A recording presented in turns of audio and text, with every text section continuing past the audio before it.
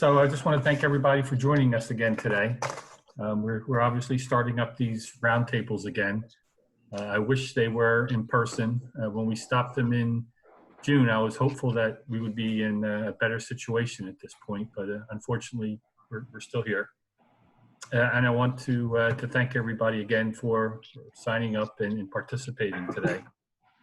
So for the first session, we have Financing Your COVID-19 Experience.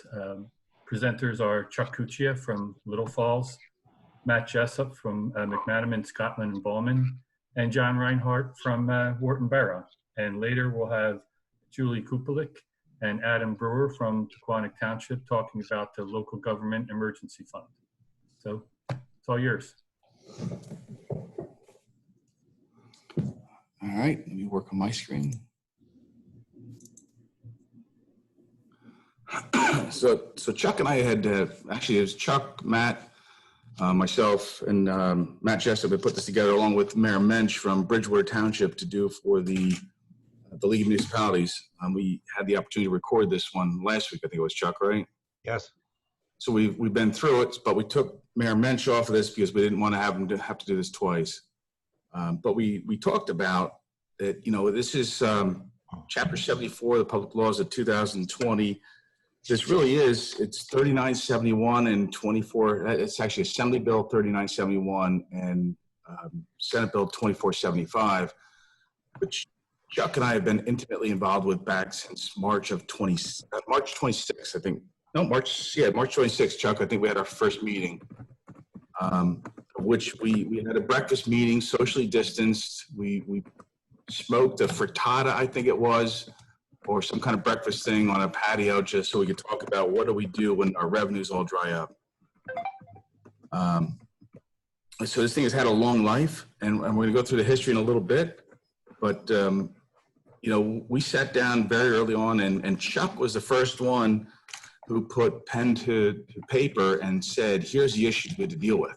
And Chuck went, it was his email that became the source document for the legislation that moved forward after that. Right, Chuck? That is accurate, yes. I think I was. I'm waiting for the punchline here, John. No, there's no punchline. It was a lot of hard work. We had several breakfasts. I think we might have had Bloody Marys, mimosas somewhere in there too, but it was a collaborative effort amongst many people. I want to say many. It was probably a group of 6 or 7 of us that got together to come up with this in the beginning. You know, we first put it together. We had Matt Jessup was involved. I don't see Matt here yet, but he's trying to connect.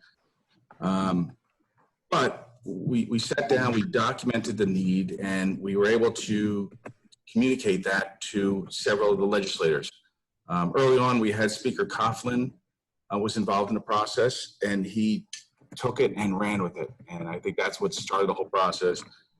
So we had Coughlin on the Assembly side, Benson and DeCrose. And then on the Senate side, we also had very early on was Troy Singleton out of Burlington and Bingo Powell out of Monmouth also grabbed it and ran with it. I should advance the slide a little bit here. There you go. So, you know, it was one that was hard to chew on. I think all of us had a tough time in looking at how do we finance revenue losses. It's never been done before. You know, we've always focused on these events are an expense event, not a revenue starvation event. I think for the first time ever in our history, we were dealing with revenue starvation. So that was the inception of how do we deal with it. So when I talk about a collaborative effort, it truly was, Chuck, you correct me if I'm wrong, I think it was 3 breakfast meetings, whether we were in New Providence, Roxbury, or elsewhere, again, socially distanced, but coming up with ways to how to deal with this. And it was trying to get over the barriers of, is this a special emergency, a regular emergency, or do we create something brand new? And Chuck's original one was SIABs? SIABs, yes. SIABs. Like into FIABs, if anybody remembers those. Those were notes and bonds that were issued when municipalities had the ability to switch from calendar year to a fiscal year. And to make up the difference in their revenue shortfall, we issued and had authorization from the legislature to issue fiscal year adjustment bonds. So we use that as the basis of developing what we thought would be SIABs, which were, what do we call them, John? Coronavirus. Corona year adjustment bonds or whatever it was. It didn't wind up being that, but that was the basis of it. Well, we found out that the legislature actually hated the FIABs. So when we associated the SIABs with the Corona, we got a lot of pushback and it was starting to die. So if we go through a little bit of history here, back on March 26th, we had our first meeting. We had Speaker Coughlin bought in onto the idea on April 2nd. So that's March 26th, or what, a little over a week later, we get the speaker who buys in. What we didn't know is at the time that the Bridgewater mayor, Matt Mensch, on April 13th issued a joint letter to the governor saying, hey, what the heck? And we were on two separate paths, but it was the same thought process. So it was on, I think it was May 4th that Mayor Mensch, we had several, Keith Kasmark, and several other mayors all joined together as one group and then pushed this thought process forward. So we have joint consent or joint support from many organizations, the League, GFOA of New Jersey Association of Counties, municipal managers, and tax collectors and treasurers all joined together now. And that was all around that May 4th, early to mid-May, to start to push this thing forward.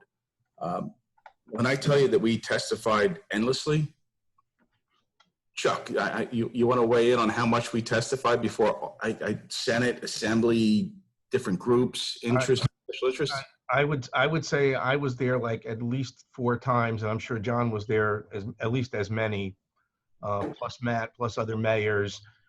We even had some council people from Ocean County that came up and testified. The real problem we learned quickly was that we were basically talking apples and oranges when we talked with the people from the legislation and people from the state. Their perception of what deficits do to us versus what revenue shortfalls are was really where the work really had to get done. And I will tell you that I think John spent most of the time as an instructor with some of the people in the state, explaining to them that there's a great difference between an operating deficit and a revenue shortfall. And John, maybe you want to just give everybody a sense of what happened with that. So the original legislation went through, and we've got almost originally what was put through, but we got to the end where the Assembly passed their version, the Senate passed their version, and we had a common understanding of what was going to go forward. The governor issued his conditional veto in record time. In this administration, it was less than 12 hours, I think it was, Chuck. Yeah. He signed the conditional veto, which essentially said that the only thing we could finance was an operating deficit. Now, I think most of the people we have on the line today on this webinar are CFOs. An operating deficit is the end result of the statement of operations, right? Your A1 on your audit schedule or sheet 19 of the AFS, that's the net. Well, then through the conditional veto and some regulatory language, they redefined what an operating deficit was to then put it back to what we originally intended, which was a shortfall in revenues by individual line item or appropriations, expenses. But again, our focus was on the revenue side of this, not on the expense side of this. There's already a process in place for us to deal with special emergencies for expenses, but not revenues. So Chuck is right that we spent a lot of time debating, I'm going to call it debating, not arguing, the finer merits of what an operating deficit was, even though in the legislation specifically defined what it was. So through regulatory language, they changed that definition, which is pretty interesting. And now we're able to finance individual line items. But that testimony was endless. I mean, we also had one group that actually joined in the testimony before the assembly, I think it was, and they were looking to spend more money, right, Chuck? And that actually worked against us. Right. So it was an interesting process.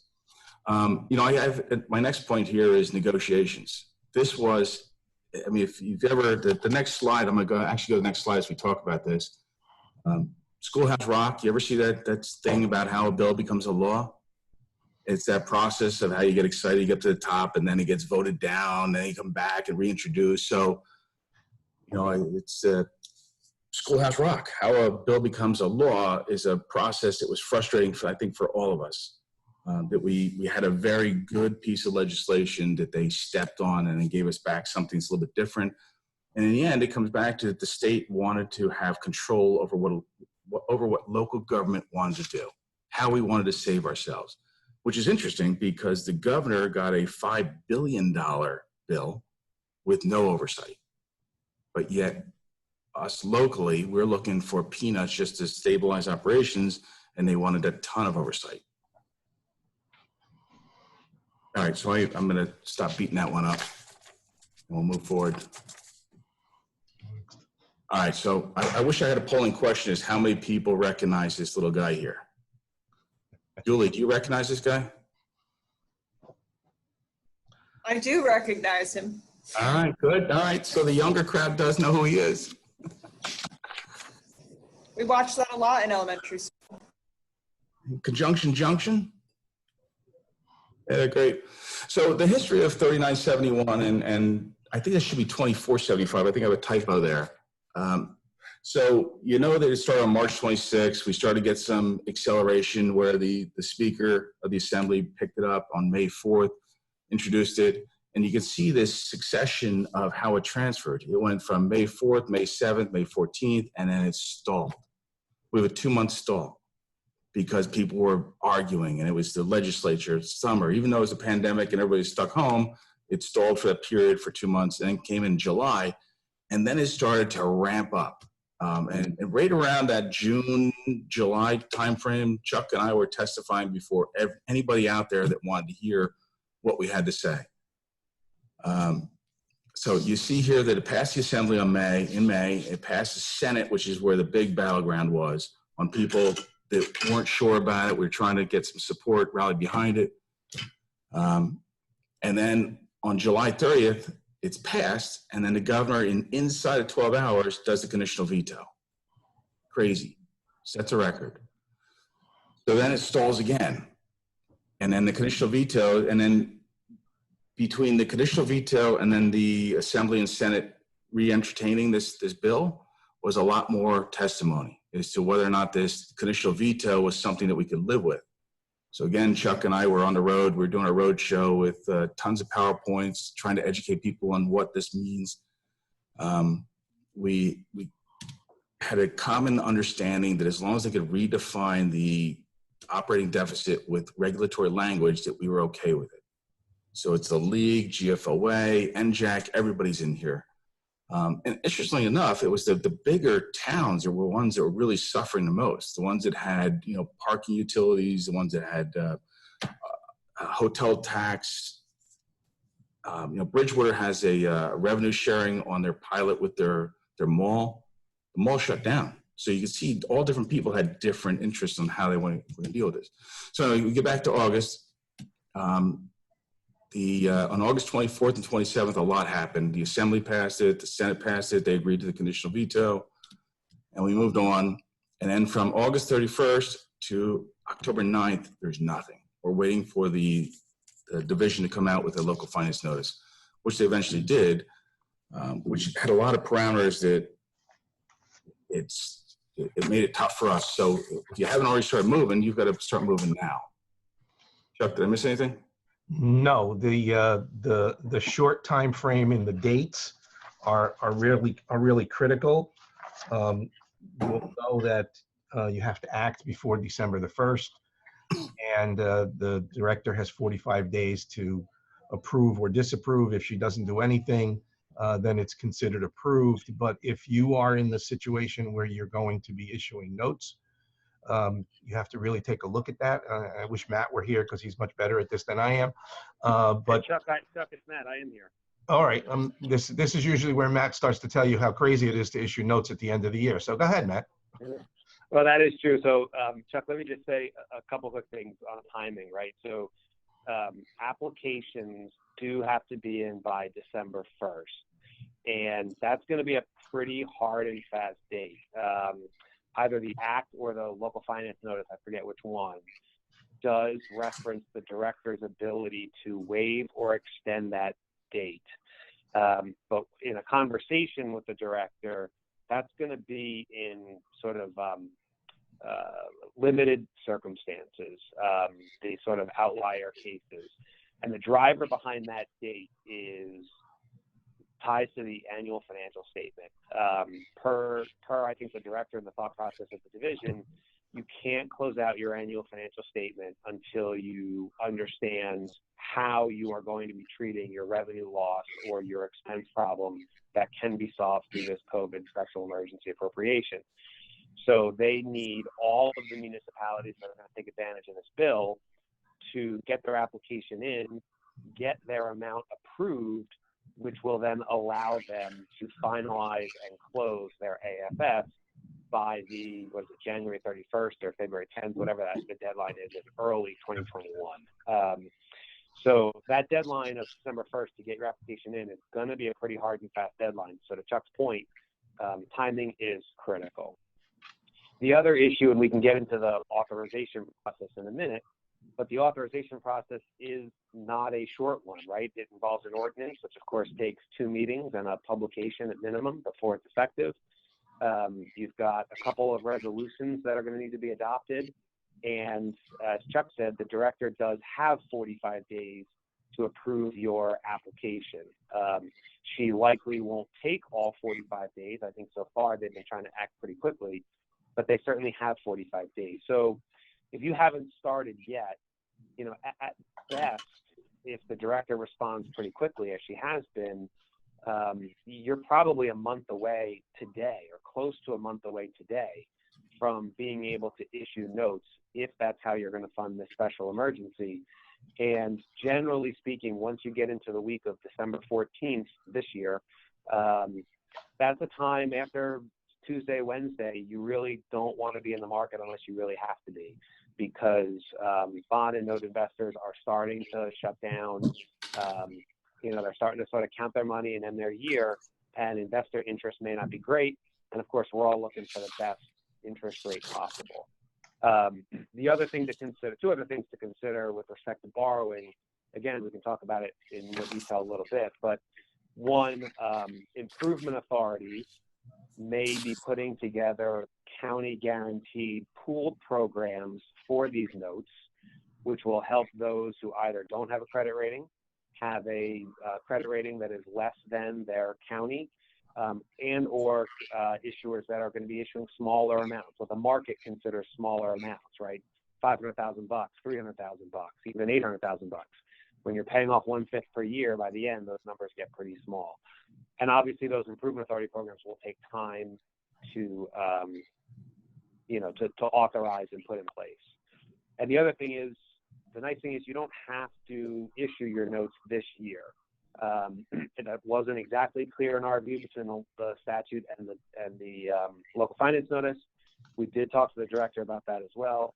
And there is not an issue if the municipality authorizes and creates a special emergency appropriation in 2020, obviously sort of creates a deferred charge going into next year, and then you can issue notes next year and begin your financing schedule from there instead of doing it this year. So timing is still critical, but on the note side, if that's the route you're going to go, we do have a little bit of wiggle room to go into next year before we issue those notes. So it's interesting to note that the director came out in the local finance notice and said that this deferred charge is not going to be a draw on fund balance, which is contrary to everything we've ever had to deal with in the past. And my guess is because they're anticipating we're going to finance this with debt, that we will have cash on hand. So even though it's considered non-cash fund balance, there is cash behind it because we've issued the financing behind it. You know, so moving on to the next slide, you know, some of the things that we may need to use this for are signage. You know, we closed down our parks, we closed down our buildings, we've had restrictions on our buildings. So a lot of us have spent a lot of money on signage, on just making people aware. I know here in Wharton, my space was not set up for this, for distancing my employees from the public. So we spent probably about close to $8,000 in getting teller windows for every office and closing them in so that they didn't have to face the public face to face without that barrier. How much money have we spent on masks and gloves and just everything? It's just, it's crazy what we spent in just modifying our workspaces to accommodate the public. Sanitizing. We've got bleach, we've got hand wipes, we've got just about everything out there that we've been doing to make sure that the people are safe. Chuck, you want to talk about number 5? Yes. And I also want to talk about the CARES program a little bit, but the self-insured workers' compensation claims, obviously they're related to COVID, would also be included in some of these expenditures. But here's really the difference. If you're in a county where they received CARES money, some of the counties are handling it as a Chapter 159 resolution.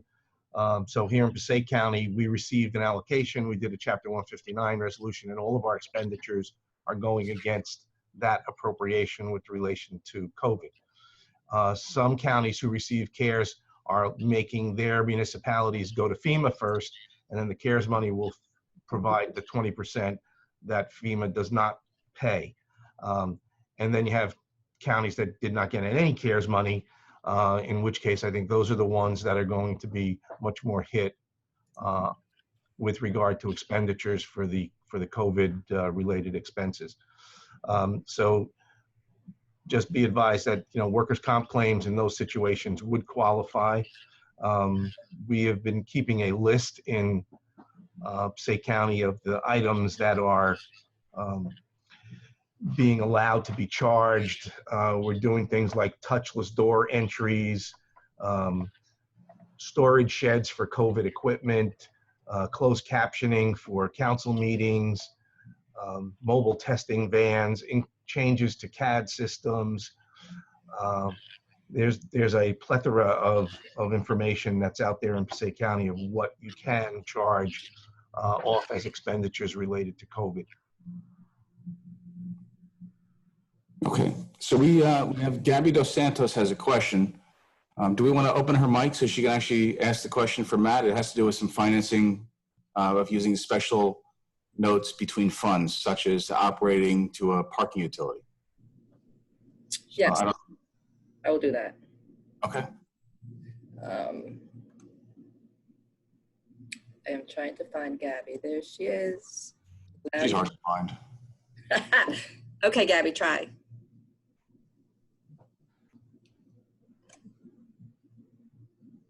All right, we can't hear Gabby. Can you hear Gabby? That might be a good thing. Hey. So what if we leave her open for now? We can move on, and then if she can figure out her mic, then she can ask the question a little bit. So the other thing that we talked about, and I know I did, is my staff doesn't have laptops. They all have desktops because their job requires them to be at their desk. So we purchased a small group of laptops to make them floaters, because we have a bunch of young parents that have to balance the work from home because their kids are doing their virtual learning. But we still expect them to do the job while we give them the time off. So we invested a little bit of money in doing setting up our VPN network, expanding our licenses, and allowing them to connect in so that they can continue to do their job, but make sure that their kids are learning. Wasn't a ton of money, but it fell into the program that Adam and Julie are going to talk about in a little bit. And there's a lot more that we spent money on that, each town is a little bit different on what they had to spend money on or what their revenue losses were. Anything else, Chuck or Matt? I don't know if anybody's issued any TANs with regard to being in the situation, but the expenses for the TAN are also allowable under COVID expenses. So I have to tell you that early on, we had a department meeting where and this is back in early March, where me personally thought that this was just a bunch of malarkey and that we were just going to do a tabletop exercise to make sure we're prepared. And we set up a tracking code inside of our software system. We use MSI. I know a lot of people use Edmunds, but very early on, we identified the COVID-19 tracking code. And I had to tell you, I filled out my grant application this weekend. It made my life easy because I had everything. I just ran a report. put it in Excel. I've got all my support for my grant application. If you haven't done it, you're behind the 8 ball. I mean, it's something you should have done very early on to make this easier to track. So let's move on to revenues. Chuck, you want to talk about revenues? Yeah, so it seems to us that most of the revenues that are being hit hardest are the revenues which are not the normal budgetary revenues for most municipalities. I mean, the whole, as John said before, the hotel tax, the alternative tax models, the parking, and the pilots seem to be getting hit the hardest. We've seen recreation fees go down because we're not operating our regular recreation program. But to that end, we created a virtual recreation program in Little Falls and have not recouped 100%, but probably 50% of what our recreation fees were in the past. And it's actually been very, very interesting. We've even done cameras in the recreation center so that the parents can watch their kids play basketball. I mean, just thinking outside the box a little bit. And it's not cheap. The expenses aren't cheap, but it seems to work. Building permit fees, depending on where you are. I've talked to some people in some of our municipalities up in northern Jersey, and it seems like they're not being affected as greatly, but I think that's a more local situation than where you were at the end of last year with development. Court revenues are court revenues. We don't have police officers out there pounding the tickets as much as we had in the past, and we see those dropping off.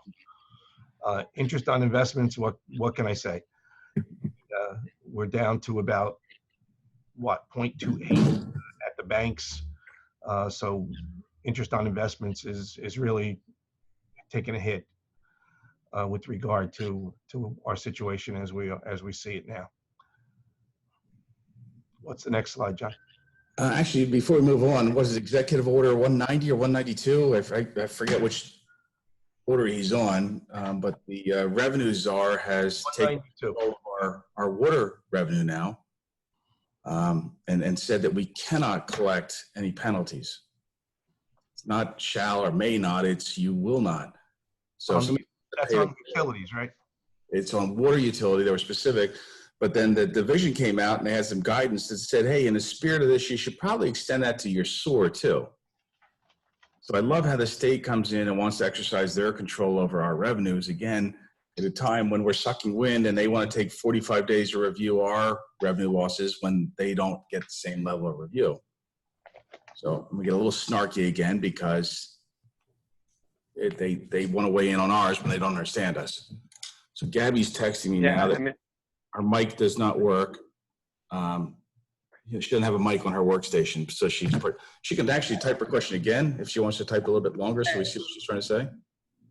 All right. Yeah. And John, in the meantime, let me just add, I think the point of this slide, or one of the key takeaways is, when we all started talking about this in March and April, the real fear was taxes, right? I mean, we were all staring a May 1 tax collection date and felt reasonably certain that because of escrows and bank escrows on taxes that municipalities would collect that money, having conversations about how many properties have mortgages, how many don't, what about the commercial, and then what happens come August.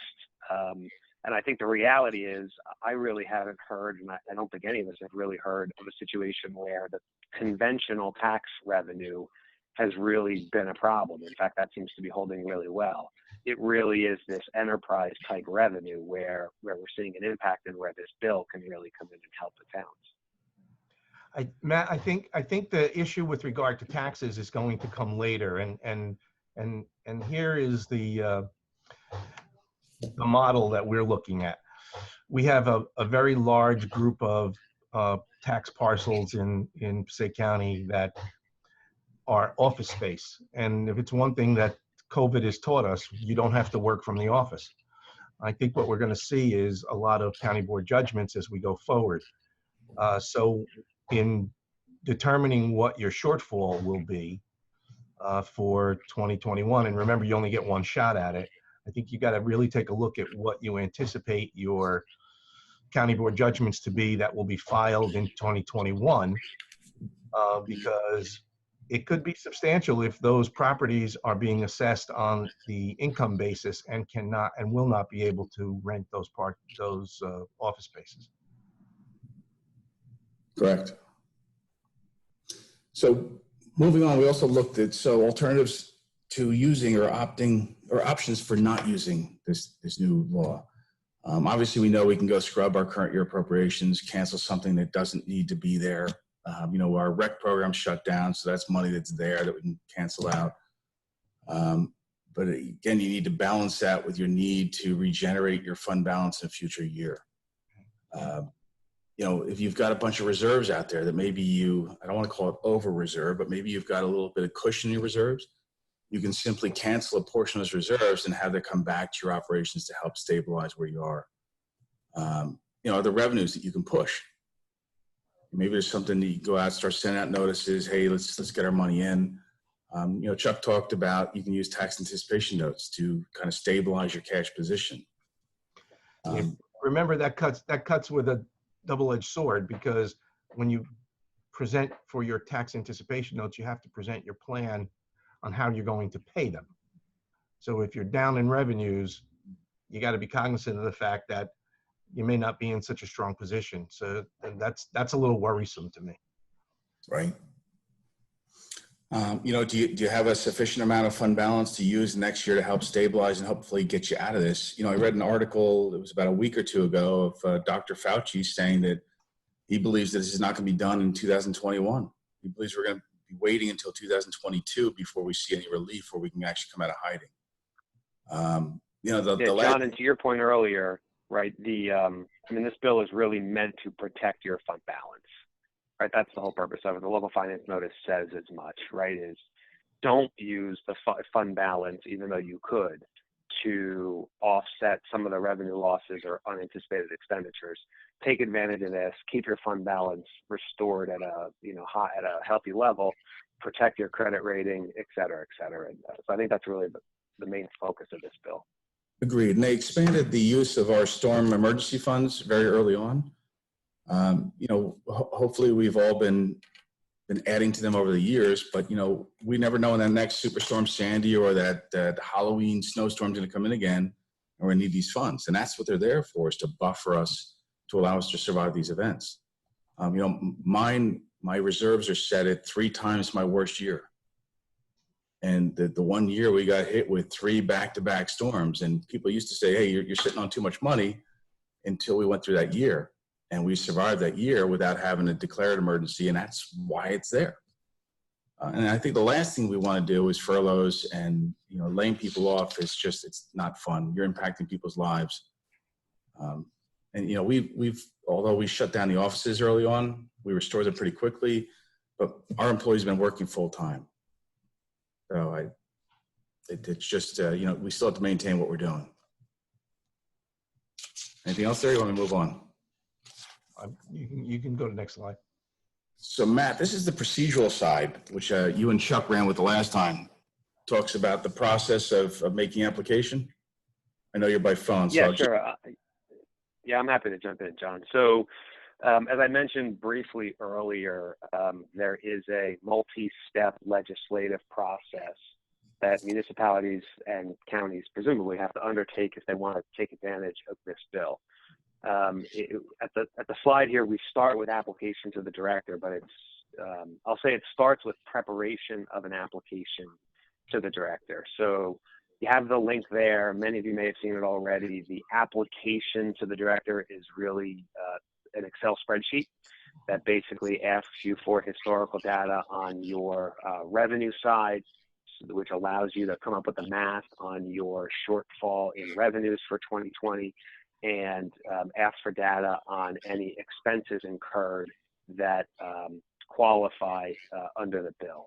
And you come up with your grand total of $1 million in the combined revenue side and expense side. Once that application is prepared, the legislative process can start. And from our perspective, in order to consolidate the time frame as much as possible, our suggestion is the following. At meeting 1 of your governing body, you have the governing body adopt a resolution that approves the application that the CFO has prepared. That approval by the governing body is required by the statute and the local finance notice.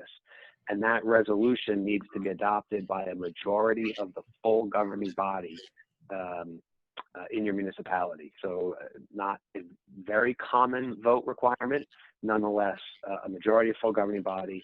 Again, that can be done by resolution. At the same night, meeting 1 with your governing body, the governing body should introduce the ordinance that creates the special emergency appropriation.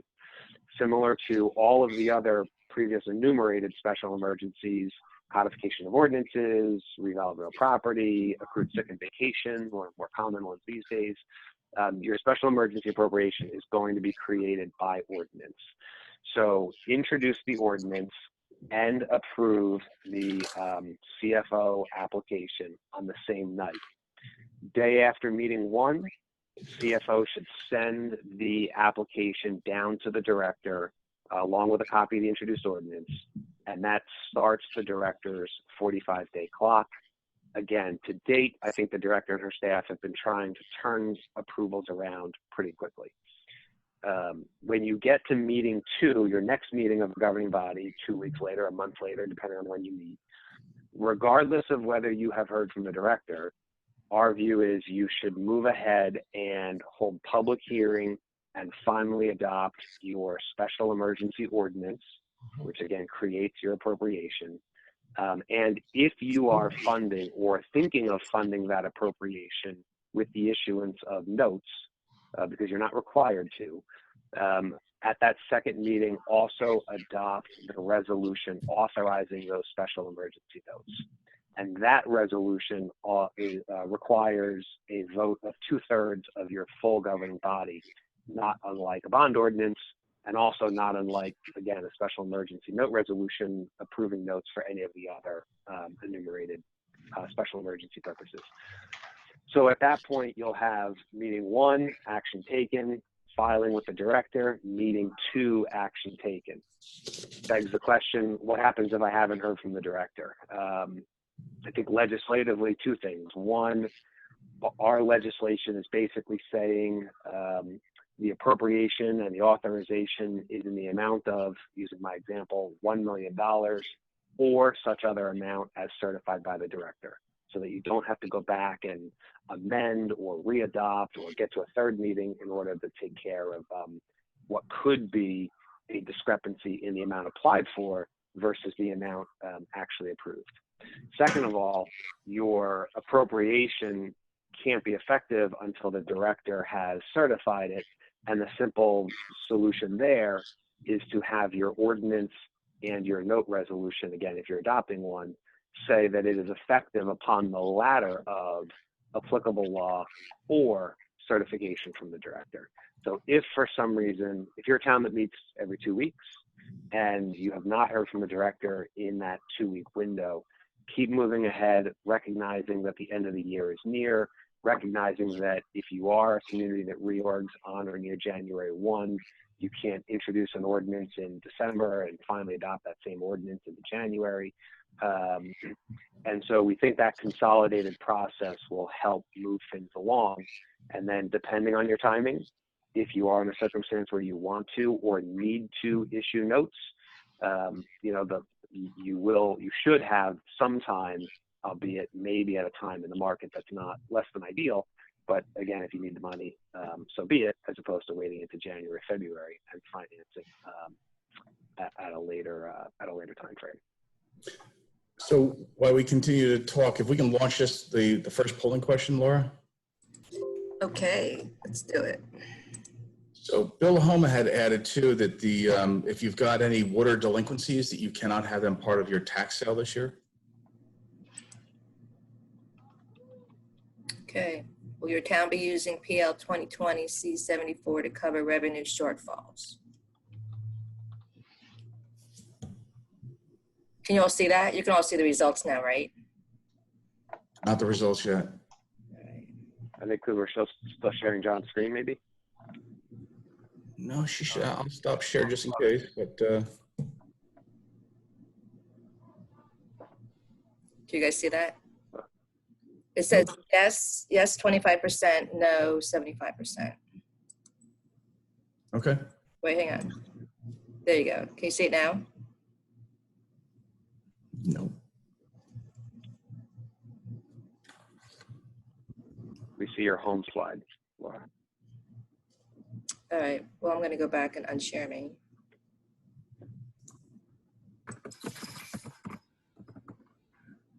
We have 31 of 60 who answered already. 51% voted. So for those of you that need the credits, keep answering. You need to answer it before we can give you credits. We've got Ann Cuccia says she didn't see the question at all. I think Bill Homa couldn't see the question. It says attendees are now viewing questions.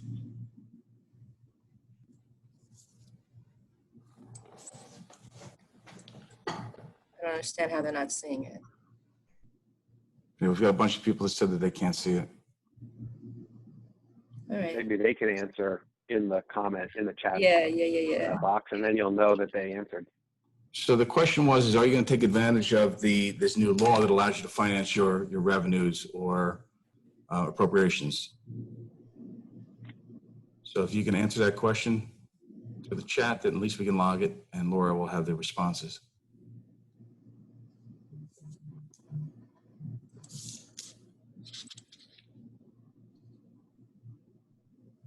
So while we're waiting, do you want to pose Gabby's question to Matt? Well, how about you read it, Bud? It's so far back now, I've had to search for it.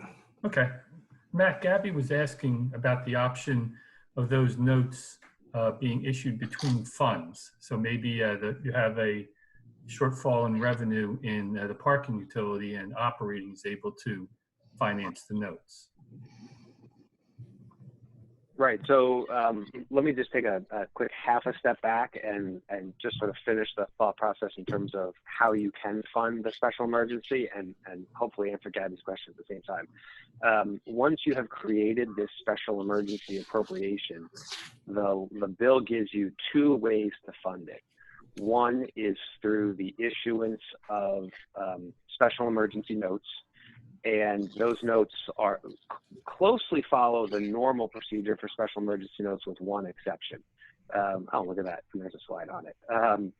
So what the bill allows is basically 1 year of interest only before you have to begin making what is your traditional 1/5 pay down.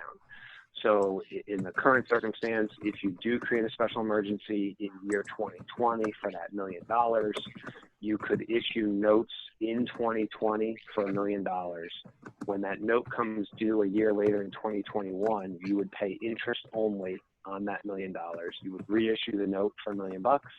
And then when that note comes due in 2022, you would begin making your $200,000, your 1/5 per year pay down in years 2 through 6, right? 22 through 26 in that example. So the idea here is, of course, as I think John mentioned earlier, following up on Dr. Cuccia and what others generally believe, you know, the impacts of this are going to last for quite a while, including into next year at least. So let's not compound the problem by creating a principal requirement in next year's budget, when next year's budget could very well be worse than this year's budget, right? We just don't know yet. So provide a little flexibility and allow that 1/5 per year to start 1 year later.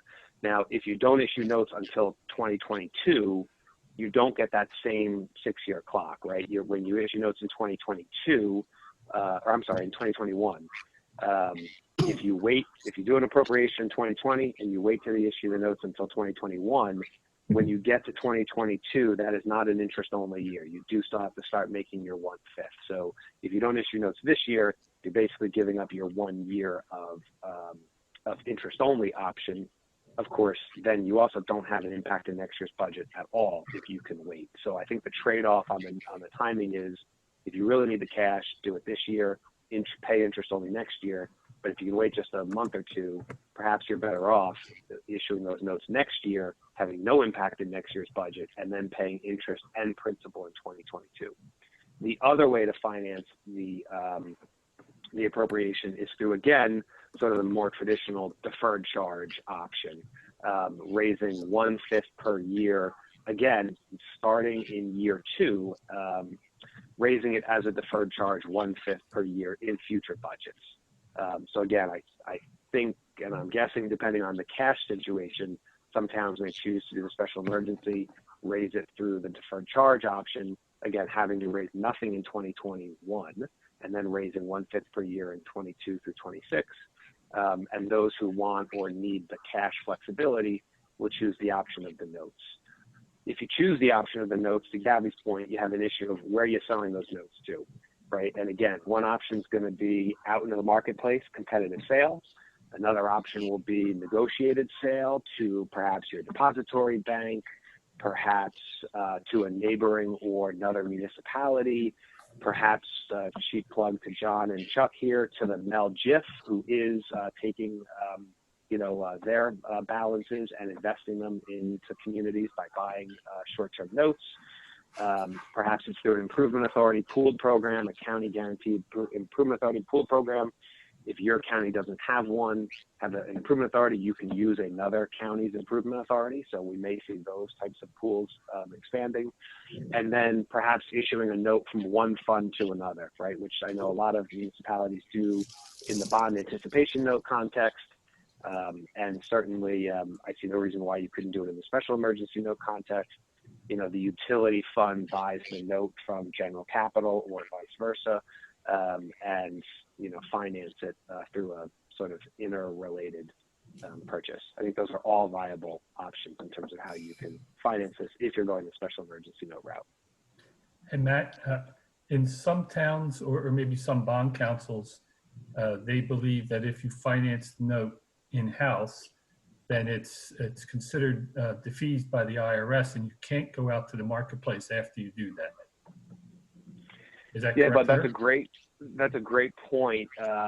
That is a concern if you are issuing tax-exempt notes. I think the general consensus here, not to speak on behalf of my colleagues, but I think the default position will likely be the portion of your special emergency note that ties on to funding expenses, right? Laptops and things like that we heard about earlier, plexiglass, et cetera. Those could be issued as tax exempt because of all the money in the between CARES Act at the counties and what the state is giving out, and then FEMA. I'm not convinced that the expense side is going to be the big number here, right? The issue is going to be on the revenue side, and I think those will likely be issued taxable. And if that's the case, that issue of defeasance and reissuance is not an issue because you're issuing taxable debt no matter what. Thank you. So Bill Holman had posed a question: could the issuance of the special emergency notes be disclosed on EMA? So it will. The answer is likely yes. It depends on what your current disclosure obligations are. Right. This is, in my view, this is a financial obligation defined term, which is one of those two new continuing disclosure obligations. If you have previously covenanted to provide notice of the special emergency notes, if you have previously covenanted to provide notice of issuance of financial obligations, these special emergency notes would be included, and you certainly should. You always can also voluntarily disclose. At this point, I know a lot of communities have undertaken to provide notice of issuance of financial obligations. If you have, you certainly will need to disclose the issuance of these notes. So, Laura, do you want to launch the last polling questions as we come close to the end of this one? Okay, everybody, fingers crossed. All right. And I'll read it out loud, and people that don't see it. Yeah, no, it's important to read it out loud for the recording anyway. All right, I'm going to launch it. I'm going to allow panelists to vote. Go. The So the attendees are now viewing. What is a valid alternative to using this new law? The one is cancellation of current year appropriations. The second one is disbanding the current governing body, which we all wish we could do. I like Adam's smile. Revenue anticipation notes. Or the last one is ignoring the problem. So I am voting on disbanding the current governing body. Careful what you wish for, John. Actually, I like my group. I don't want to disband them, but it was a funny answer. So as the questions are coming in, people like to use that chat instead of the Q&A, huh? We had a couple of raised hands too. Is that because you couldn't see the question, or you guys still have Charlie Daniel? Charlie wants to disband the current governing body. That's funny coming from a mayor.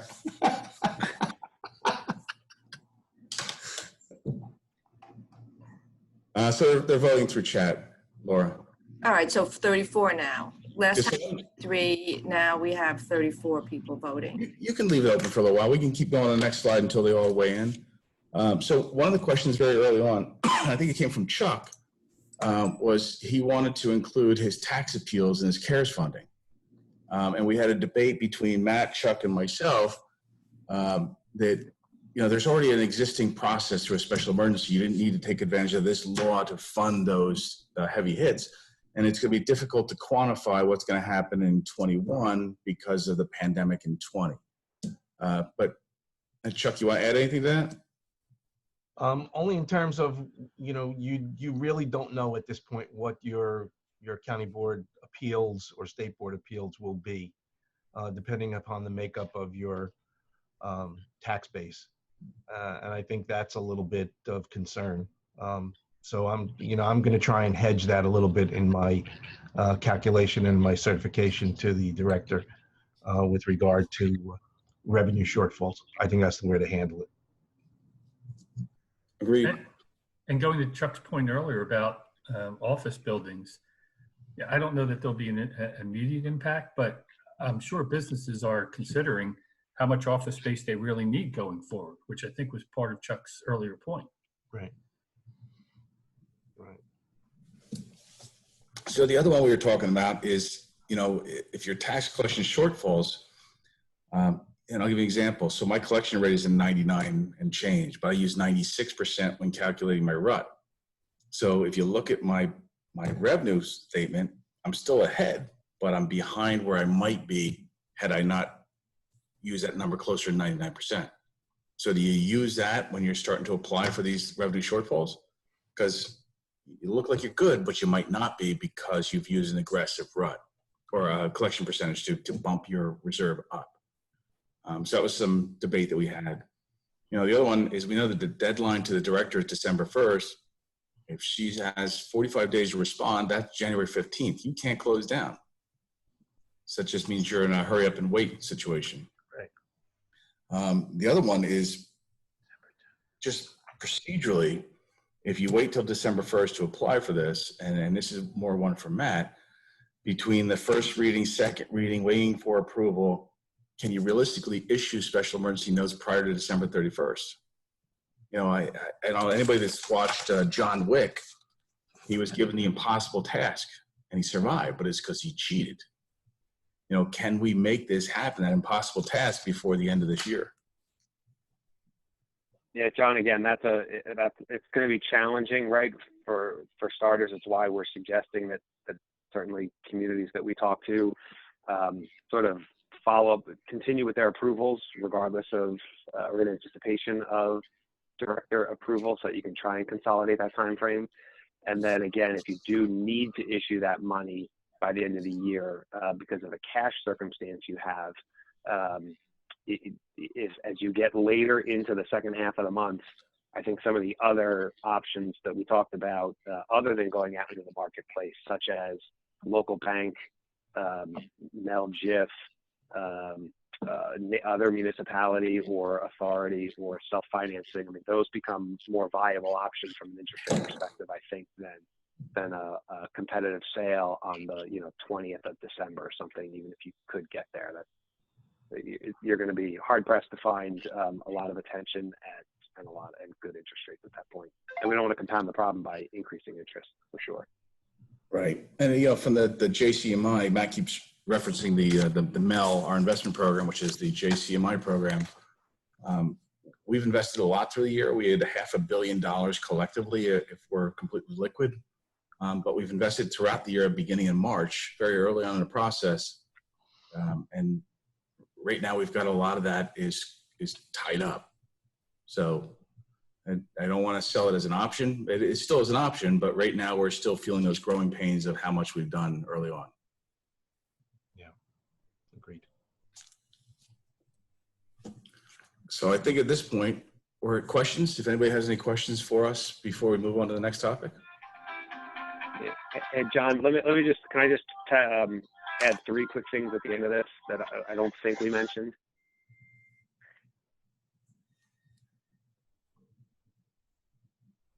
It's all yours, Matt. I guess that's yes. A couple things. One, right, you're applying December 1, right, for your losses or expenses in 2020. That sort of begs the question, what about December 1 on for the end of the year? You're basically making a good faith projection going forward. Of course, if you end up doing better by year end than you thought, there's an adjustment mechanism going into next year to sort of downsize or fix your appropriation to right size it. Similarly, you're only doing 2020 now. The bill allows you to take advantage of this appropriation both in the year in which there is a declared emergency and the fiscal year following. So you already will be able to do this in 2021. And if the governor's emergency either continues or is ended, but then redeclared, I guess, in 2021, that would put 2022 in play. So right now, you're only focused on through the end of fiscal year 20 or calendar year, really 2020. You'll have an opportunity to do this again next year, and you may or may not have an opportunity to do it again in 2022. If you do receive any federal, state, other funding that you can use against these expenses or revenue losses, there's nothing on the latter so far, but who knows if a 4th congressional bill provides blank checks to municipalities. You have an obligation to go try and get that money, and to the extent you do get it, you do have to downsize your appropriation by the amount you receive, not on like a grant on a capital project. And finally, if you do take advantage of this for all of the years, for that sort of 6-year period where you're doing your 1/5 per year, you're no longer eligible for a self-exam of your municipal budgets. So a process I know all of the municipalities take advantage of, that does go away for the period of time that you have an outstanding appropriation. Okay. So any questions before we move on? I know we're all chomping at the bit to hear Adam and Julie talk. I know Julie's very excited. All right, I don't see any chat. There's a chat. Bill Homa. Those always got the good questions. 3-year average of our percentage of collections to compare rut. He's getting technical. Moves tax appeal cancellations from line 8 to 5B on sheet 22, but both situations require resolution. Is correct. So whatever you do to stop the bleed, you're probably better off having a resolution endorsing your actions so you don't just do it unilaterally, but I think that goes without saying. That's just a CYA, and it depends upon your environment as well. I don't see more questions, Bud. Laura? Okay. So I guess we'll have Adam and Julie start their session. And we're very thankful to have Julie join us from her vacation in Florida. Yeah, the CFO's office is on a golf course these days. Thanks, Bud. My name is Adam Brewer. I know the majority of the panel here doesn't need introduction, but I'm just a simple town manager. Julie Kupilik is the finance officer in the Township of Pequannock. John made a couple comments early on in his presentation about, coding the expenditures in MSI to track. There's a lot of stuff that seems pretty simple, but sometimes we miss it. And, I just wanted to comment that with all the things that are going on, the evolution of this is kind of like when you were playing kickball as a kid and someone every third at bat changed the rules. We're in this evolving dynamic situation where we don't know what's going to come up next or how it's going to work. And I just want to emphasize the importance of communication. I know there's a tremendous amount of really smart people who are on this as attendees that know way more about municipal finance than I'll ever dream to. But one of the things we prioritized in Pequannock was making sure we had a good team. We were meeting, we were communicating. So whether it's, bond counsel, auditor, financial advisor, chief administrative or executive officer, chief financial officer, the key for us has been anybody who has to contend with this nonsense independently will probably be overwhelmed really fast. So if you haven't already established, that war room, if you will, in your municipality, just like John said with the MSI tracking tool, you're a little behind the eight ball. And I would suggest everybody make sure you get everybody on the same page, because with the interaction of legislative action and financial maneuvering, you really need all those players to make sure you preserve your position for the future. And that's kind of been my underlying thesis is what can we do to get through 21 that doesn't royally screw us in 22 or beyond? And, the preservation of fund balance through the stuff that the folks just talked about before, FEMA, in Pequannock, we got a New Jersey Health Officers Grant, Nisivoccia. We now have the emergency fund grant that we're going to talk about here. It's really just trying to use all your pieces to maximize the potential to not end up ass over tea kettle in a couple of months, in a couple of years. So with that said, Julie has done a tremendous job in the Township of Pequannock in reviewing this and preparing, our application. I'm really going to let her do the bulk of the presentation. But, for those people that are in a municipality where maybe they find a little bit more of this on their shoulders than they should, I just say I strongly recommend you reach out and try to create an interdisciplinary group. It really will make your life a lot easier. And for everybody that's left on an island, just call John. He'll fix it for you.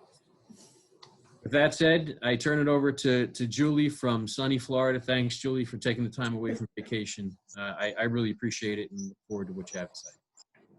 Well, thank you. I think it's a really important topic to talk about. I think Adam kind of touched on it. The biggest thing between all of these grants that are flying around has been organization, and really from day one, really prepping for the anticipation of these grants, because just from listening to the news and just hearing just the big response between the feds, the state, the local, I really started preparing back in March or April, knowing that eventually some grants were going to come our way at some point, whether it was, right away or whether it was the end of this year or next year.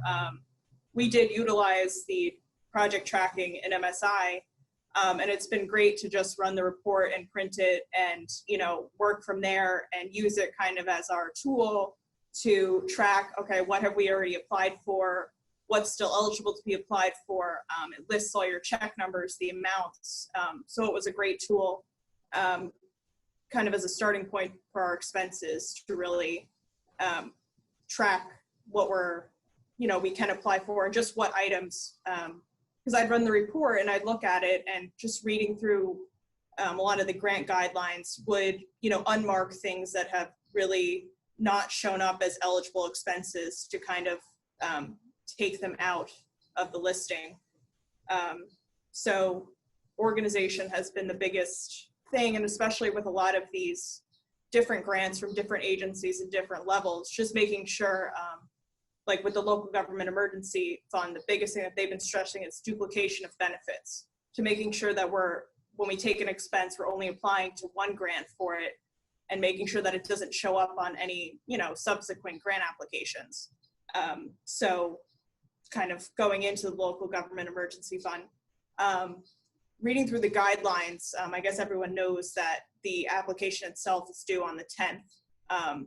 We submitted ours back on, October 29th, and I have not heard back whether it's been accepted or not. It seems like there hasn't been too much communication. I have sent some questions. I've gotten some answers, but some questions are still outstanding that I've had. But yeah, so the biggest thing that I've kind of taken from the guidelines that we've gotten is the term substantially dedicated. And when you read the state guidelines and then when you read what actually is coming from the feds and the Treasury, substantially dedicated, there is no real definition from what I can determine that the actual feds have handed out. It's been kind of the organization itself is determining what substantially dedicated means. And if they come back to you, you kind of have to support why you determined it to be substantially dedicated. I know in Pequannock, we're a 5-town health services, so we have a large health department expenditures.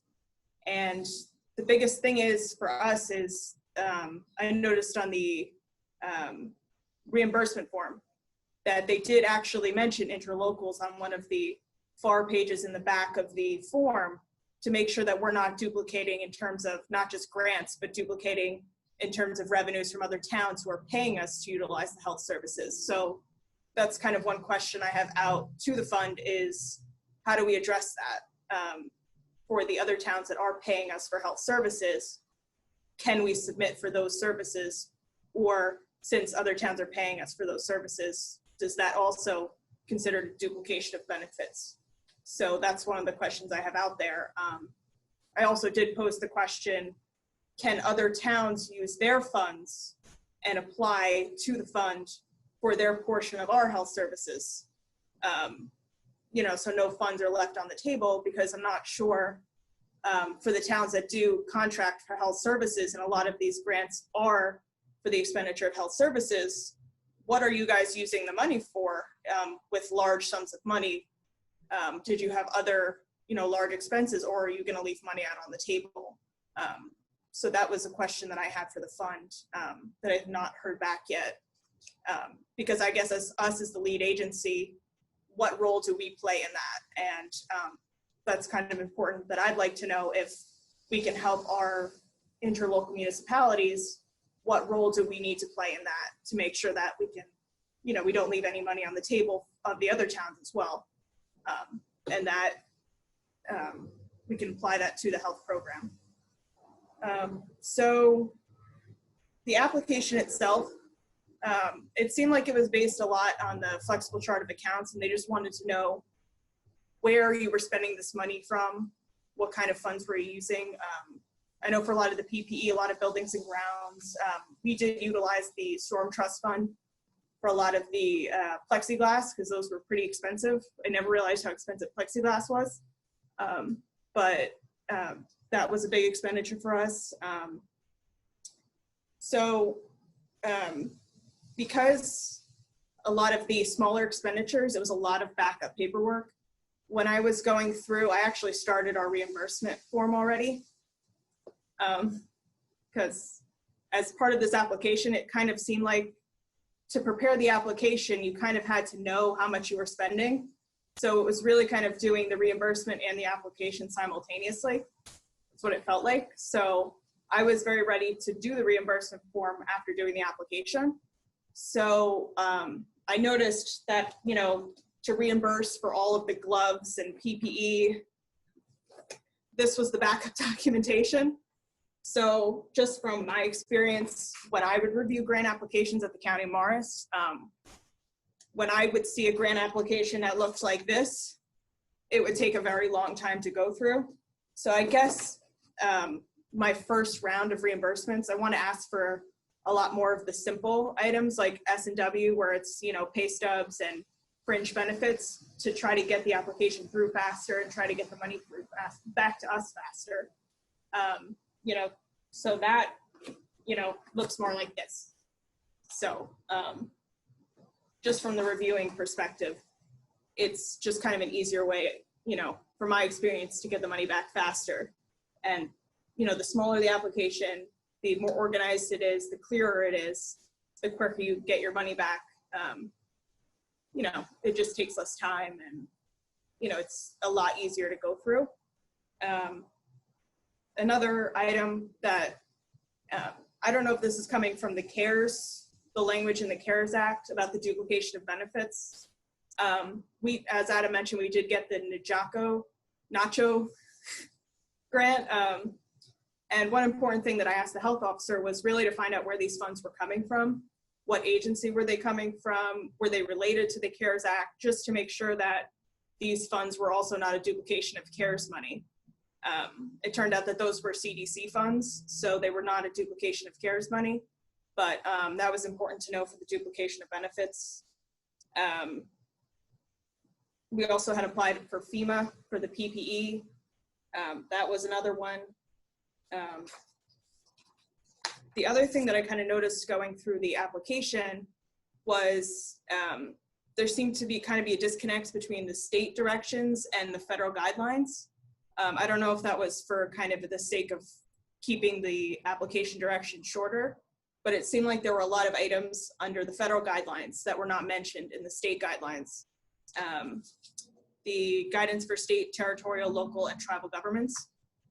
So I read through those, and it seemed like there were a lot of expenses that you could qualify for reimbursement that were not listed.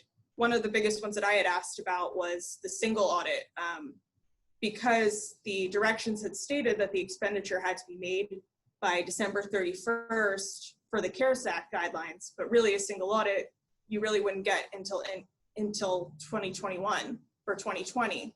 So I did hear back from the fund about, getting reimbursed for the single audit. And they did say that, a quote from the auditor for the proportional share of the single audit related to the local government emergency fund would qualify. So that was just another item that kind of seemed to not really be mentioned in the state guidelines, but was mentioned in the Fed guidelines. So that was another thing. And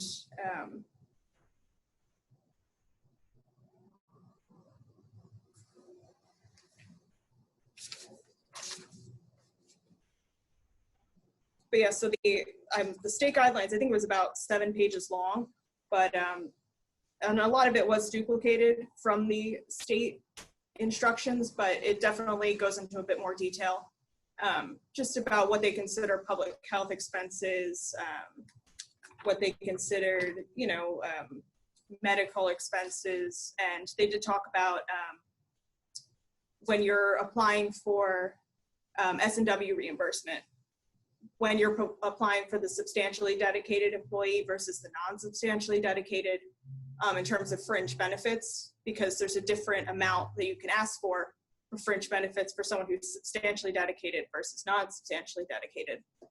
So that was really important in terms of when you submit for what types of employees you're submitting for, how much you can actually get back in fringe, and what fringe that they actually will reimburse for, FICA, pension, medical. So those were some, important facts to really kind of know. So when you're submitting the application, that you can do it kind of right the first time, because the timeline on this grant is really short. So I can't imagine that, if there's an issue, getting it back in time to the deadline. So it's really important to just kind of read through, and I think it's tight the first time around. I know in putting ours together that the instructions were kind of loose on how to collect. They want everything tracked by flexible chart account code, but yet they want you to justify by their description of what's an allowable and not allowable cost. Yeah, and I noticed kind of going between how I did the application, and based on when I read the application directions, how I prepared the application was very different than how they asked for the reimbursement request forms. They just seemed very disconnected to me, and I had to do a lot of adjustment on the reimbursement form to kind of fit how I filled out the application, because when I filled out the application, I kind of got the feeling they were going more towards the compliance mitigation type thing. But when I looked at the reimbursement form, that wasn't really even, as strongly kind of pushed in there. What was compliance? What was mitigation? They had on the front cover, they had specific categories. And I was like, these aren't the categories I used on my application. So I had to redo the whole kind of thing and use the description, what is different from your application to the reimbursement form, and really had to explain that the way I approached the application was different than the form itself for the reimbursement. So I really wrote a nice narrative so that they can kind of follow why there's such a difference. Well, I think I found myself using Excel. I was being geeky with Excel, and I coded by the flexible chart of accounts code, and I also created my own code by their own categories. So I showed two recaps. Here's my flexible chart of accounts recap, and here's my category by what qualifies under the grant. A little bit of extra work, it worked. Yeah, I mean, in the narrative, I kind of said, you know, on the application flexible chart codes 27, 330, 28, blah, blah, blah, subtotaled this, which matched the cover sheet for COVID substantially dedicated and non-substantially dedicated. So I kind of had to do the little summation for them. On my application, flexible chart codes fit into this category. These flexible charts go in this category. So there was a bit of maneuvering. And I did notice they left the cells in Excel unlocked. So of course I was playing with those as well, making sure that the application really, you know, added the formulas and linking to the cover and doing all that. So that'll be make it easier for them to review. Wait, Charlie Daniel has his hand up. Should we allow him to speak?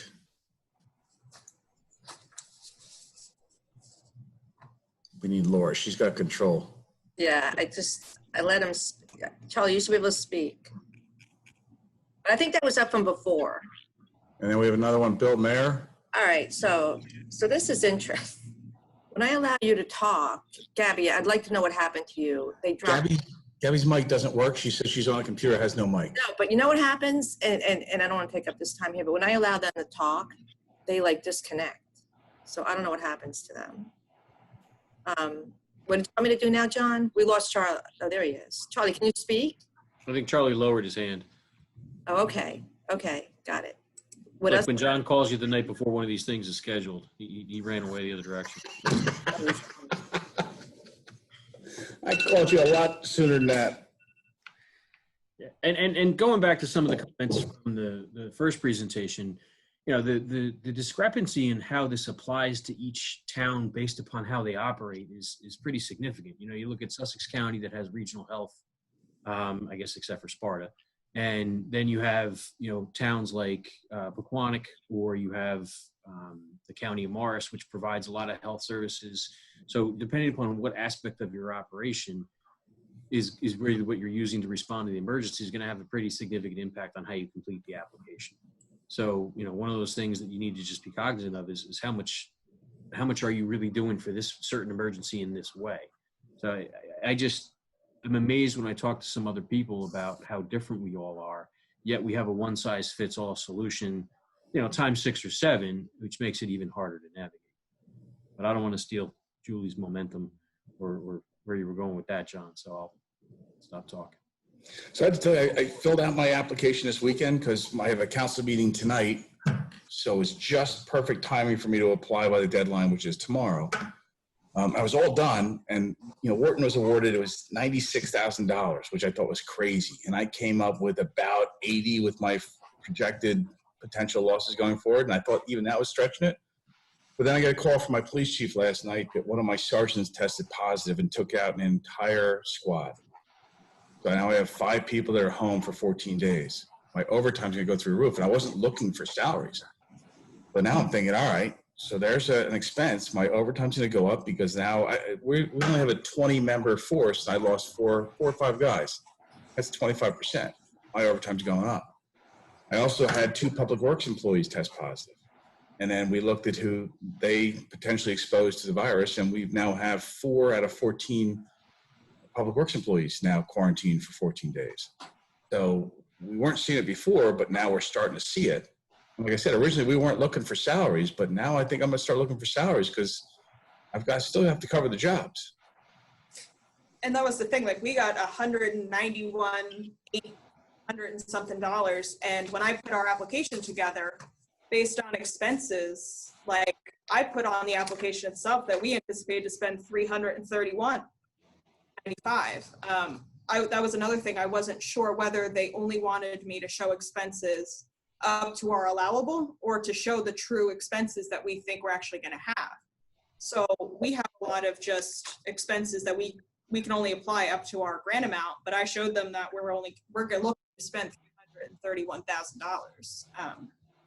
But I mean, I never heard back whether that was, did they want me to show that on the application or whether they did not want me to show that on the application. So, and that falls into the, we're making up the rules as we go along hypothesis, because you never know if there's going to be additional funds opened up later. And, does showing your total expenses and exceeding the amount of the grant benefit you or hurt you? I don't know. It's one of those philosophical decisions you have to make if you have expenses that exceed it. Our thought, and I support Julie's approach, which was, let's give them the honest truth. And somehow if something opens up later and we get access to it, all the better.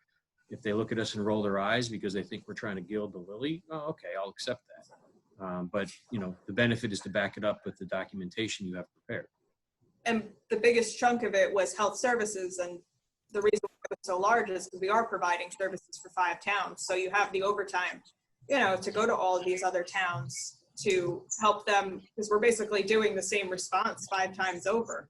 So there's a lot, just more manpower involved. So we just naturally had a lot more expenses than what the fund allocated for Pequannock Township itself, as if Pequannock Township was only, responding and complying and mitigation and quarantining for Pequannock Township. But I don't know if they realized when they did these that we respond for, for other towns. And one interesting thing about us is that not all our towns fall within Morris County, which fell under the LGEF fund. We actually service Bloomingdale, which fell under Passaic County, who got their CARES Act funds differently than Morris County. So that, I don't even know really how we would approach that, because what the terms of the CARES Act funds that Bloomingdale got versus the terms of the CARES Act funds that we're receiving, there are 2 different sets of rules potentially. So I have not even looked into that that question. If the towns are allowed to apply for their LGEF funds and apply them to our health services program, how the terms of the CARES Act funds that Bloomingdale got, which is the Passaic County town we service, are different than the terms of the other Morris County towns that we service. So because I know the feds are very particular about whether you receive funds directly from the feds or whether you receive funds through a pass-through entity like the state or the county, there's a lot of different rules. So how we approach that is also a question that I have not heard back yet. Whether from the fund or through reading through the directions, how that kind of works together. So, I mean. Julie, I don't want to interrupt you. There's a question in the Q&A section, and I'm curious to see what you and John have to say about it. If you are anticipating FEMA will reimburse costs in your application, and then FEMA later denies a charge, can you ask for reimbursement from LGEF? You've missed your deadline. I think that goes back to the throw it all at the wall and see what sticks approach. Honestly, I met with my OEM coordinator this weekend and said, all right, what'd you apply for in FEMA? He says, well, I haven't finished the paperwork. I said, great, don't do it. We only get 75% back from FEMA. The 25% we have to eat, which we would have to apply to the LGEF or whatever they call this thing. So I said, stop, I'm going for 100%. We'll do this one first and see what sticks, and then we'll go for FEMA.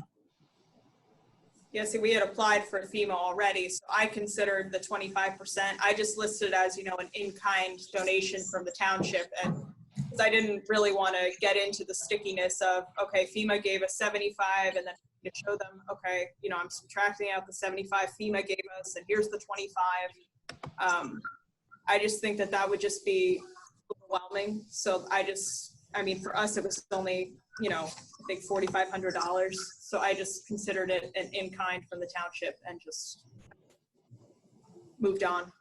Yes, a lot of it I think will also depend on where your expenses are and what's the most eligible thing. For us, it wasn't that large of a sum of money. For other places, it was. When I went into the FEMA process, I was hoping to get things like our plexiglass and other things back. And as we all know, FEMA likes to narrow the window of what they'll reimburse you for. So, again, the interdisciplinary group working together to make sure you keep track of everything.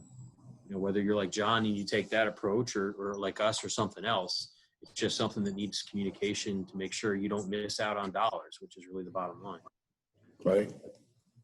I was just texting with an attendee who has their health department services contracted with another town.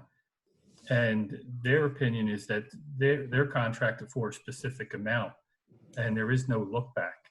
There's no adjustment of the cost for the services. So they're of the opinion their cost is their cost, and that's period. And if there is any additional cost, that entity is going to apply for reimbursement. Actually, I would agree with that. You know, Mount Olive services us for the health department, and they have not even raised the question as to the extra effort. So I probably the wrong position, but I assume that they would be doing that on their own. It's probably worth a question to that entity. Yeah. Yeah, because my question is like, I don't think that they can just, because the directions are so specific as substantially dedicated and showing who is substantially dedicated and what is substantially dedicated, those other towns that just pay us a lump sum don't have that documentation.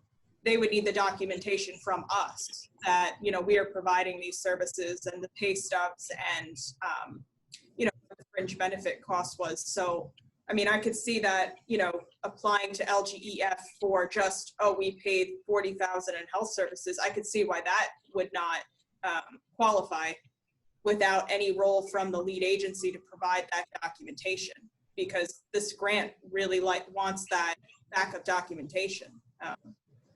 So it's really, I guess, a question for the lead entity, because when I'm going through that, duplication of benefits doesn't seem to want us to apply for services that are paid for by another town. That's kind of the impression I got from that duplication of benefits page, is it asked about interlocal services. So it seems like they don't want us applying for services paid for by the other towns that contract with us. But the level of service was enhanced or increased beyond what was originally anticipated.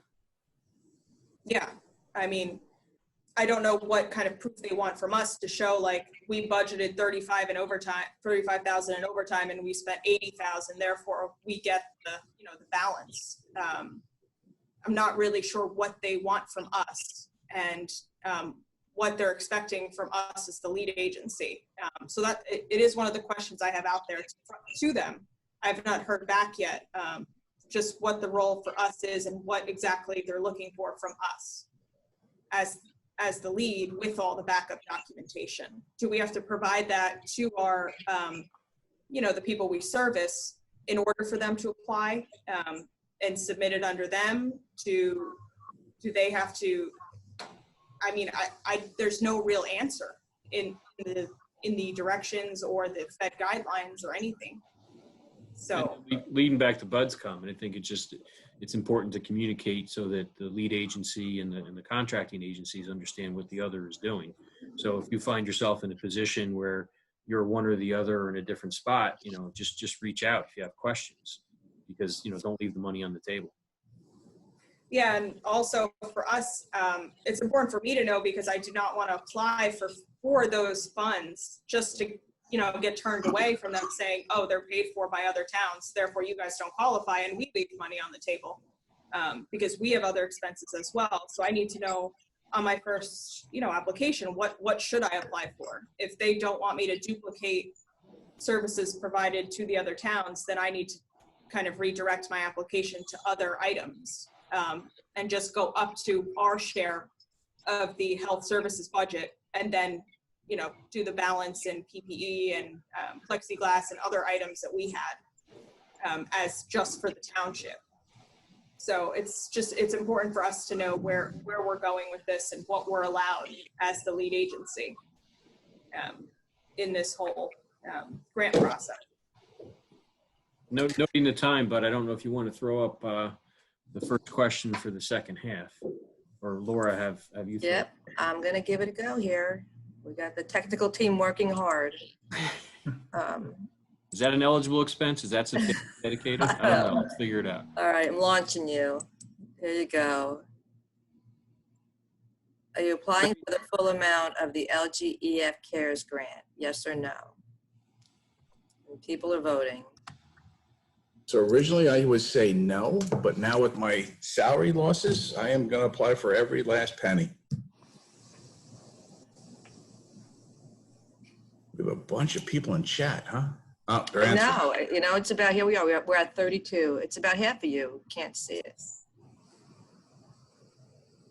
So right now I have 64% saying yes and 36 saying no, with only 34 answering. And the rest of you are coming in through chat.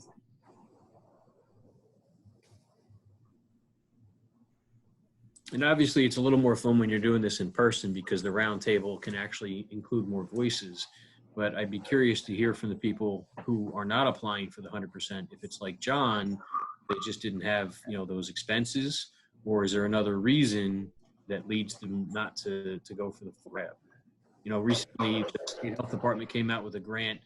I forget what it's called, but it requires the hiring of an individual who's going to get to the hard to reach populations. And I had a long conversation with the health officer in the Township of Pequannock, and we're not having any issues reaching any population. So the question became, do we hire this one position that's required in order to get any of the grant funds to get access to $20,000 or $30,000, or do we let it pass? And ultimately the decision was made, you know, it wasn't really an appropriate grant for us to apply for because we didn't actually have the need.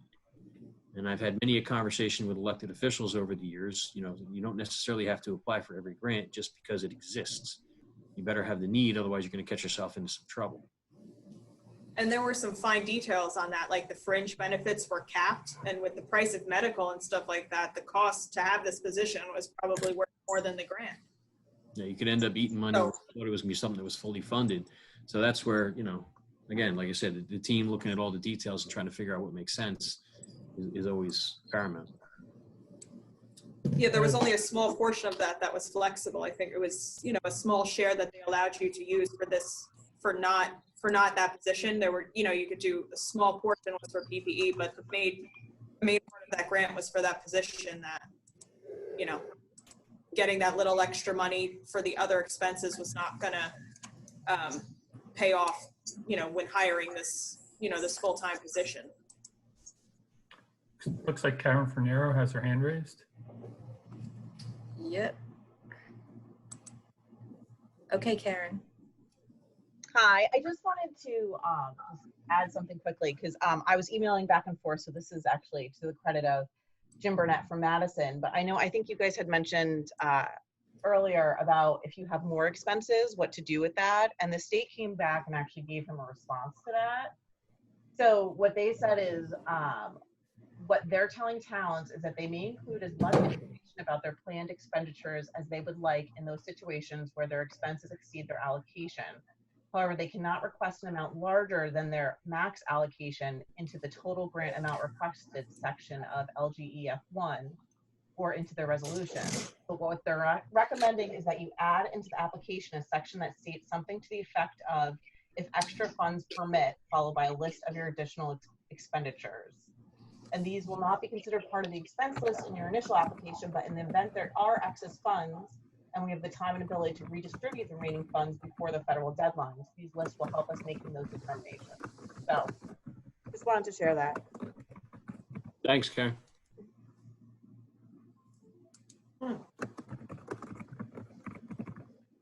It's true, because the state did say they would come back possibly and take a second look if certain towns didn't claim everything and there's more money to allocate. And Laura, based upon the poll, what was the final outcome of people applying for the full amount versus not? Well, so I don't have. I know you don't have the people in the chat, just based on. Yeah. So here, I'll share what I have right here. There's about half of you. So 65-35. So based on what Karen said, you know, if there's additional money available, putting it in that section seems like it might make sense, because if a third of the people here aren't going for the full amount and I can get extra money, I would really enjoy that. Of course you would. And I mean, for us, we did not do this through the grant fund. We did it as a reimbursement to the expenditure line. I'm not sure if any other towns are doing this as a like a Chapter 159 or anything like that. But we're doing it as a reimbursement to the expense. You know, eventually it's going to lapse into fund balance at some point, and you know, help boost the fund balance. So I guess going into 2022. So it would be a nice little bonus to really help our fund balance going into that year, since we took a lot of precautions, you know, with our budget to really kind of watch what we spent in anticipation for having, you know, rough years ahead. So with that preparation plus reimbursing these expenditures to the line item, we're setting ourselves up for a better 2022 with the large amount of funds that we got or were awarded. So it's kind of just planning ahead as well, how this is going to play into the whole picture. With, you know, we got $191,000, so that's a pretty good sum of money. So I know initially we were expending it out of departmental budget line items, and then as soon as they changed the ability to use the storm emergency trust fund, we switched. So the majority of my expenses are actually out of the storm emergency fund and not out of departmental funds, which made it easier because then the reimbursement just goes right back to the trust. Yeah. It's for some of the larger expenses, that's what we used for, like the plexiglass, that was like $8,000.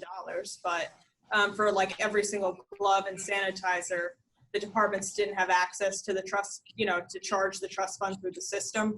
So a lot of the POs just went through under their budget, you know, their department budget. I kind of set up my Excel sheet to, you know, do the sum if formula and to look for the FCOA code from the report from MSI to calculate when the reimbursement comes in. Here's the breakdown of where it all belongs. I love it. Really, another Excel geek. Well, again, to emphasize, Morris County didn't get money like Passaic and Essex did directly through the CARES Act. So some of those communities may have done the 159s to handle a little bit differently because they got a lump sum that they just had to justify. So again, there's going to be a different approach depending upon what the scenario is for your unique town. Right. yeah, and with a lot of it going through S&W, it makes it a lot easier when the reimbursement comes in, if the big majority of the reimbursement is S&W. So that'll help if that's our first round of reimbursement to make it easier. But I do love Excel, so I couldn't help myself. You didn't use index match? I do use index match, but Okay. in the scenario, the way it exported, it works well. Since they're all the same length. Listen, John, as we all know from our recently departed, who we miss him dearly, Dave Holberg, I still got Lotus 123 files floating around. So. And they don't convert nicely either. You're right. No. I reformat all of them. All of them. He hated Microsoft. Yeah. But So I don't know what else, Julie, you had on that subject, but I know, you know, we're optimistic that we'll hear positively back from the state, but we'll see.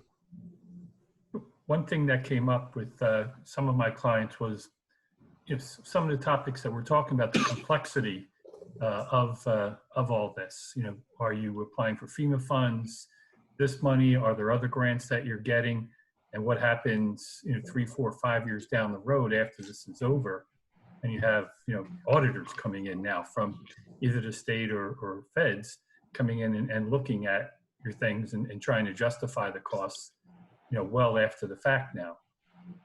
We suggested for one larger entity that they set up a litigation reserve, since we can't set up a possible reserve for, you know, grants being disallowed later.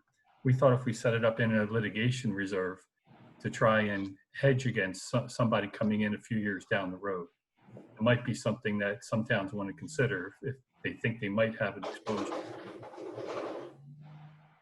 So, but to do that though, the state has been extremely aggressive about letting you use your operation schedule to fund those reserves. Mm-hmm.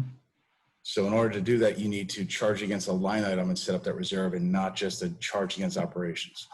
Right, and like Julie was saying, there is some, if you're doing a reimbursement, you do have some room in some of your lines, more than likely. There's some costs that you probably did incur during this year, and you can transfer that to a legal line item, charge that line item and set up the reserve, or, increase the reserve that you already have. Which is interesting because before 2012, if we set up a reserve for litigation, they questioned the validity of setting up that reserve. It was Tom Neff, I think in 2012, that put out a local finance notice that said that it was regarding tax appeals, said if you didn't reserve appropriately before this, such as creating a reserve for litigation, which was our enabling document to allow us to now set that up. So download that one local finance notice so they can't delete it and take away that authorization, which I have, but that was them setting an example for how we can set these up. But you're right, that is a good exercise to do. And I mean, from doing all this and having all of these extra expenditures, I kind of prepared I have all the backup documentation for other qualifying expenditures that we didn't necessarily apply for. So if they do come in and say, well, this isn't allowed, well, now I have this whole stack of stuff that is allowed. So it kind of, I don't know what the flexibility with them is going to be in 5 years, how strict they're going to be with taking back funds if they determine something's ineligible. Will they substitute something else that is eligible so that no money is changing hands? I don't know how they're going to feel in 5 years, or what the response from the feds and the state is going to be, that far down the line, how strict they'll be. I guess it really kind of determines the climate around the CARES Act and how people feel after all of this is all over, may play a factor into that and how they respond. Right. We see a lot of times there's a disconnect between the program people and the audit or finance people, and what, guidance you get from program people, the finance people later may not accept. Yeah. Yeah, there's a question and answer question that popped up. Would you be able to pay the disallowed costs from FEMA from your storm trust? I would think so. If they're valid costs, just because they don't fit FEMA, I would think that you'd be able to charge your storm recovery trust. Yeah, based upon the allowance to use that to deal with some of the emergencies, that wherever else you got a pile of money that's eligible to be used for this. A pile of money? A pile of money. Listen, I worked for a town which will remain nameless that had a 27th pay reserve. You never know where you got money. Funny. Hey, Julie, when you were at Morris County, you were a grant reviewer. What kind of problems did you see there with some applications for grants or reimbursement? And some things people could avoid? Well, the thing was when I went through the backup documentation, that it wouldn't tie to the cover sheet. So like they would, that was the biggest thing. I'd flip through their backup documentation and add it up, and it wouldn't match the cover sheet because, I mean, I don't know whether it was they rounded on some of the sheets or they rounded on the cover sheet. And then we'd have to send it back saying you either need to fix the backup documentation or you need to readjust your cover sheet. Missing documentation, only getting the front of checks and not getting the back of checks.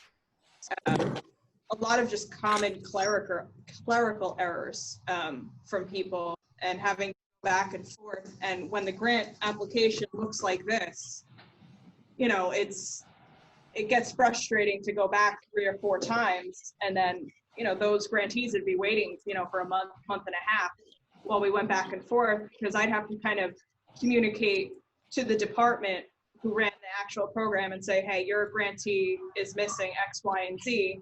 They talk to the grantee, they get the documents from the grantee, then they bring it back to me, and then I have to communicate back through the program people. And then it was just a back and forth, which is time consuming. So it's, when I would get something that looked, smaller like this, it was a lot easier to go through, and those people would get their money a lot faster. I don't know if it necessarily works under this program, but like some grantees would show me that they were spending $1.2 million and the grant application was for $80,000. That was the easiest thing. I was like, oh, well, they spent 1.2, you know, way beyond their grant amount. So those ones would go through very quickly. The organization of the application and making it very readable to the reviewer just makes it go a lot smoother for you and for the reviewer to kind of move that application along, and makes their life a lot easier. So You brought that much paper on vacation? there's no weight limit on carry-on bags. Just for visual aids. Unless she's working a ton on vacation, her boss must be rough. This really drives the point home about the complexity of the application. I thought it was a very important. That's just a lot of paper to bring on carry-on. That's like a whole ream of paper. We have another. The planes are only 70% booked, so. We have another question in the Q&A, and I know this goes right into Julie's wheelhouse of affinity for payroll. How would you recommend providing backup documentation for fringe benefits? This is an interesting one. Well, I mean, obviously the pay stub with the employees share FICA and the employer matches it, so that's kind of easy. Like when I was a reviewer and I saw employees' pay stub, how much they paid in FICA, I knew that the employer paid the exact same amount. Sometimes the grantees would send the payroll register, and the payroll companies at the bottom would do the employer portion on the bottom. So sometimes, depending on your payroll company, they'll show the employer portion, which makes it easier. Biggest one that I haven't really determined the best way to show is medical. Had approved how much our medical plan costs. I mean, we have bills from the HIF, but it doesn't necessarily show the employee's name and their coverage. So I never really had a good, piece of documentation to show the cost of medical benefits. But that's one you just got to put down, and hopefully they don't come back. I mean, when I look at the cost of medical, like I kind of know in my head around what medical plans should cost. So unless it's like completely out there, I used to just really, it looks reasonable and kind of press on. Yeah, for medical, I would just say, whether you're an SHBP, a HIF, or self-insured, you have coverage documents that you provide to your insured employees every year that articulate costs along with a plan document. I would just say create a file with all of those things, almost like a time capsule that 5 years down the road, it might be hard to put your hands on. But right now, you probably have them because we just finished open enrollment. And those costs can usually be tied directly into what you're paying and what the employees pay. So just, again, it goes back to the simple. Don't lose sight of what you have at your fingertips now. That might be hard to get your arms around. So honestly, I cheat. Morris County does a fringe rate study every year.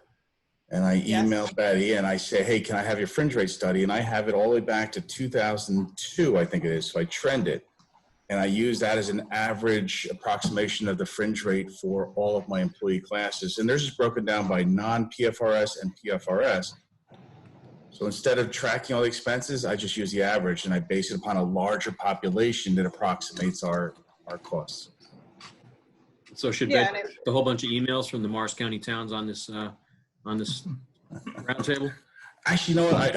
I will share it with anybody. I track the history, so I know what it's been, and I just use that. So anytime we have a FEMA event, I just email my OEM coordinator, my police chief. Here's a fringe rate for both categories. Use it, run with it. The only thing with this one is the substantially dedicated employees. When I spoke to the LGEF through the email, they said that we could get dollar for dollar on substantially dedicated. So I kind of took advantage of that on the substantially dedicated to get dollar for dollar. But yeah, I'm very familiar with the fringe study at the county. Yeah, I'm sure you were part of that. Yes.